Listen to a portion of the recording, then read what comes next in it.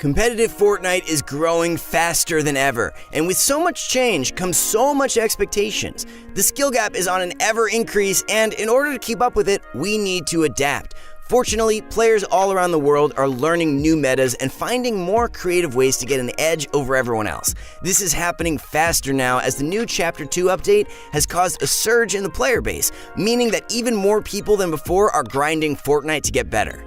In order to keep up with the increasing skill gap, it is vital to know the best tips and tricks. To help you guys dominate the community and hold controller players' places as some of the best in the game, we've created this video which features 5 insanely useful tips for controller that will make you much better than ever before. But before we get into it, if you guys are interested in getting better at Fortnite, then click the link below to go to ProGuides.com, where you can play with the best players in the world by just clicking a button. Sign up for our membership at ProGuides and you'll get a ton of incredible content from the best pro players like Benji and Mongrel. So if you want to compete in Fortnite, you have to check out ProGuides.com. Also, a lot of you guys were asking for a creator code, so we went ahead and made one. Be sure to use code ProGuides in the item shop when doing any kind of purchase to support your friendly ProGuides Fortnite team. Also, be sure to drop a like on this video to show your support. We strive to bring you the best content available. Alright, with all that being said, let's get into the video. So let's hop right in. With the introduction of Classic Arena Mode, we saw a cap on the amount of materials you can carry. This was set to 500 for each material, meaning that you can only carry 1,500 materials. Although not necessarily little, this split the old material cap in half, therefore giving you guys less mats to work with. Being able to build freely without worry of your materials then became less of a reality. Conserving materials, on the other hand, is becoming more and more important. This causes a big problem. A lot of times, you're going to need to use up a lot of materials in order to play effectively, especially with the addition of the all-new weapons that can burn through walls, such as the relatively new SMG in Chapter 2 and the buff in rocket launcher spawns. So how do we combat this? We can't build less, but we have less materials. Well, we have a solution for you. One of the most useful building maneuvers for retaking high ground is the classic 90. However, 90s tend to waste a lot of materials, making them hard to crank without wasting a load of mats. High ground is also very important in competitive play. In one of our recent videos, we talked about how high ground can be the difference maker between earning placement points and returning to the lobby. Thankfully, by watching some of the pros, we recognized something very interesting. Tfue is known for being one of the best players in the world. He can compete against the best and do well. He's also excellent when it comes to positioning and maintaining the high ground towards the endgame. Here's what he does. Tfue uses only floors and ramps to do his 90s. What this does is it saves him up to 40 materials when he's cranking out his 90s. The way you do this is by performing a normal 90 without using any walls. It's very effective as you will start getting used to not hitting the wall on your side as it won't be there anymore. Since there's no wall for you to hit, you won't lose any speed as you crank your 90s. Another reason is because he doesn't use the walls where it's unnecessary. Notice how we said unnecessary. This is because Tfue doesn't always use this strategy for cranking 90s. The reason players use walls when 90ing is to provide protection as they build up. Tfue uses the half 90 strategy to gain high ground when he knows there's not too many people looking at him. This will get him height very quickly without wasting many materials. The half 90 method works great for controller players because it's a relatively easier way of doing 90s. You don't have to move your sight as much as you would with normal 90s, which will make it easier for you to aim. Using walls is necessary at times though, so make sure you're using this trick with lots of thought and good decision making. We also suggest you hop into a creative lobby and practice the new method in order to master it. Aiming on controller is insanely important for performing well. Without hitting your shots, you've given up a major aspect of true controller skill. Along with aiming comes dead zones. Dead zones are the radius at which your controller's analog stick stops being reactive to movement. We can guess that a large majority of you guys watching this video are using a relatively older controller that's been in use for at least 3 months. By now, there's a good chance that your right analog stick has started to wear out. What this causes is stick drift. Stick drift is where your analog stick slightly leans to one side over another, causing your Fortnite character to look around when you aren't even touching the controller. This is where dead zones come in handy. The thing is, however, dead zones can actually impact your aiming a lot, meaning that finding the perfect dead zones for your controller is a must for all players. To start, hop into a creative lobby and set your dead zone to 0.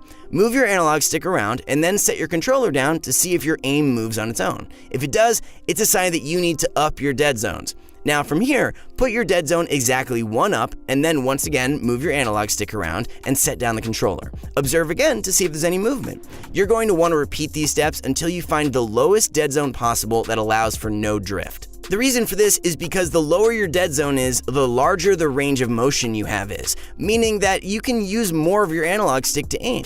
This makes you much more accurate and can improve your controller aim greatly over time. Having your dead zones high is never a good thing, and we're highly against it.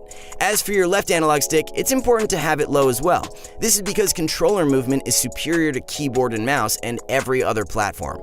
Controllers provide 360-degree movements, while keyboard and mouse players only have 8 directional. This is a huge advantage that can help greatly in build fights and shootouts. But the left analog stick tends to wear down less since you're not using it as aggressively and frequently as you would your right. Also, if you happen to be on a new controller, set both dead zones to 0 and change your dead zones whenever you notice that your controller is developing a drift. In summary, be sure to fine-tune your dead zones and make sure that they're optimal for your specific controller. Oftentimes, it can be a bit harder to take walls when you're on controller. This is because of the trigger that presses down and takes a bit to return back to its resting state. Taking walls, however, is insanely important when it comes to dominating in Fortnite. Being able to take walls faster than the other opponent while having the same ping comes down to skill, and at times, taking a wall faster even if you have higher ping could still get you the win. And at times, taking a walk faster, even if you have higher ping, could still get you the win. So here's an advanced trick to make it easier. Most players pickaxe an opponent's wall and try to time their wall placement perfectly. This can be really hard when it comes to timing because the pickaxe swing isn't instant. If you think about it, it takes about half a second for your pickaxe to actually hit the target after you click the swing button. This is natural and is a game mechanic, but can make taking walls harder. Our workaround solves this problem and gives you an awesome and insane way to take walls. The way this works is you want to use your pickaxe to make their wall weak. Get it as close to breakable as possible, and then switch to an SMG. Now, with your SMG, shoot until the wall is once again as close to breakable as possible, but don't break it. Finally, switch off to whatever shotgun you're using, whether it's a pump or a tactical. This step is the most important. What you guys want to do is shoot the wall while switching to build mode and holding down the place build button almost instantly. You want to be pressing all these buttons at almost the exact same time. The reason this works so well is because the shotgun shot is instantaneous and doesn't need perfect timing to work. All you have to do is master the muscle memory of pressing all of these buttons at once. It's even better for controller players who have a slight pause in between each trigger pump, especially if it's players who do not have trigger stops. Make sure you practice this move in creative, as it will help you greatly with taking enemy walls. Editing is another major aspect of Fortnite that requires great speed and accuracy. However, it is oftentimes overlooked and not done correctly. The thing with editing is that it can be in multiple different ways. You can be a slow and accurate editor who takes their take but doesn't choke or make mistakes in their edits, or you can be a very spastic editor that spurts out random edits in lightning fast speeds. The perfect editor, however, does none of these. Editing on controller is a skill that can be learned quite simply. It's all about muscle memory. You want your edits to be as fast as possible, but you also don't want to be randomly throwing out edits and making mistakes where you don't make the edit intended. What you need to start doing is getting into creative lobbies or edit courses where you practice specific editing maneuvers like the top row off edit or the corner piece, and start off slow. Learn the muscle memory and get used to getting it down. Once you've done a specific edit correctly 5 times in a row, you can now up the speed at which you're doing it and practice doing it faster. A perfect edit would be one that is done in under half a second. Just to clarify, you want to be able to do the whole edit and confirm it under this time. Almost all the pros can do this, whether they're on controller or keyboard and mouse. Editing fast can be very tricky towards opponents and can give you the edge that you need to dominate in build fights. In the new chapter of Fortnite, you now have a variety of ways to aim in Fortnite. You can use the old aiming system or the new one. The new advanced aiming allows you to control your acceleration and switch between linear and exponential aiming. However, the old aiming style, which pretty much everyone was used to, is still there. A lot of people didn't know about this, but you can actually switch back to the old aim assist, which allows you to get a flick towards the opponent every time you press in left trigger. This can be done by going into the new sensitivity tab and scrolling all the way down until you find Use Legacy Look Controllers, then switch this to On.